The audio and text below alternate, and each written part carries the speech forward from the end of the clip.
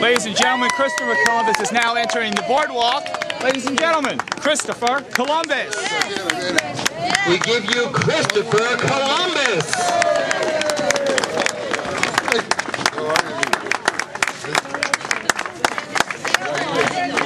Chris?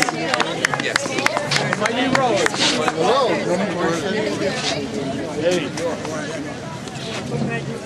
Man of all shoes. Joe? Good job. Nice man.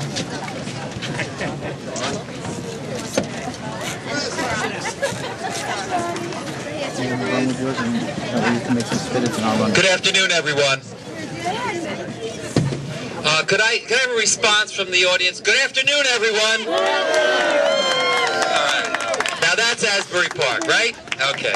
All right. First, I'd like to introduce our Deputy Mayor, Christopher John Lafredo Columbus.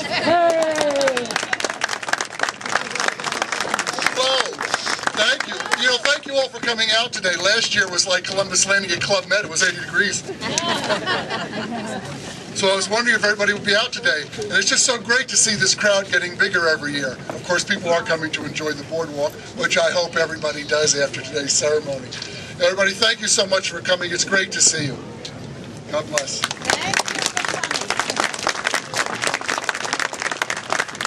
We have former VFW Commander Lou Parisi in the audience. I'm going to ask Lou to come up and say a few words and introduce some of the people we have in the audience, specifically members of the Sons of Italy, who this year are co-sponsoring this event with Asbury Park.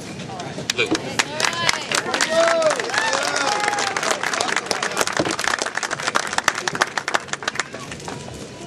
Every ship that gets to America gets its chart from Christopher Columbus. Ralph Waldo Emerson, social philosopher and poet. Although there's been research in the life of Columbus for hundreds of years, there is still some mystery and controversy about the life and the accomplishments of that man. For a long time, it was even debated where he was born. Some claimed that he was actually born in Spain. There were some speculation that he might even have been born of a Jewish family from Castile, since at that time there was a large Jewish population in Spain. In the course of the years, Portugal, France, and even Greece claimed him as their son. However, today it's undisputed that Christopher Columbus was born in Genoa in about the year 1446. Something that has never been explained, however, is how this event could possibly have happened. How was it possible that when the first crude maps of the two continents that Christopher Columbus discovered, how did it happen that the markings on these maps were America North and America South? How was it possible that credit for that discovery was suggested to be given to another Italian explorer of lesser importance, Amerigo Vespucci? Perhaps even more remarkable is the fact that for over 400 years, there was no public observation every year for this great discovery. The discovery, as we all know, changed the course of world history. And you know, if it were not for the fact that Italy claimed Columbus as their son, their native son, we probably would not be here today. Well, how did that happen? In 1866, an Italian society in New York made the decision to celebrate Italian Heritage Day. The day they selected was Columbus Day. And that example was followed several years later by Italians in San Francisco. They too wanted to celebrate their Italian heritage. However, they called that day Columbus Day. Within a short time, other cities followed the example. And of course, you know that history tells us what happened in the rest of the years. You may wonder, however, how it's possible that this day is now celebrated almost throughout the United States. How did that happen? Well, it happened because people realized that Columbus Day was not only a day to be celebrated by Italians, but by nationalities of all heritages.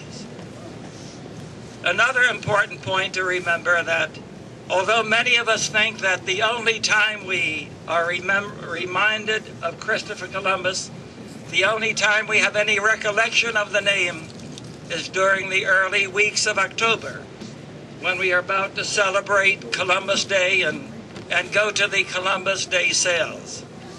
Not true.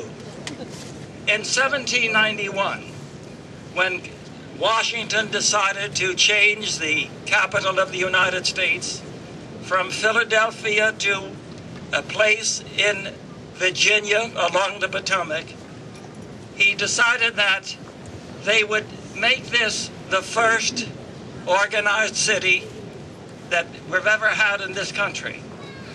8 years later, that city was dedicated, and it was named after the father of our country, and also the capital itself was named after the father of our country, and the surrounding area named after the founder of our country. Look in any atlas, and you will find under the capital of the United States, Washington, District of Columbia. In 1890, the city of Chicago wanted to celebrate a World's Fair. 2 years later, they indicated that they wanted to call that World's Fair in celebration of the 400th anniversary of the founding of our country. And therefore that fair has always been called the Columbian Exposition. In 1866, there was a young Irish priest, Father Michael J. McKibney. He was serving the Irish immigrants in New Haven, Connecticut. And as you know, the Irish, as with all later immigrants to our country, suffered great bias and great suffering. And therefore he thought to himself, well, I'm going to help relieve the poverty and help these people since we're not getting much help from the government.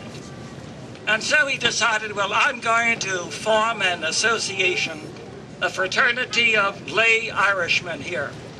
And they will help us not only help the poor, they will help, of course, in the health and the care of the people, help them in their spiritual and physical needs.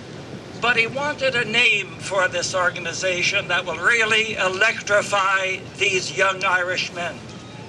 And so he decided, well, we'll call them Knights. Now, we all know that there were other well-known organizations with that title.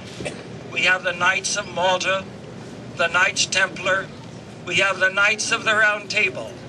And he said the word Knights will really indicate that there's a love for God and country, will indicate their chivalry and their love for womanhood and mankind.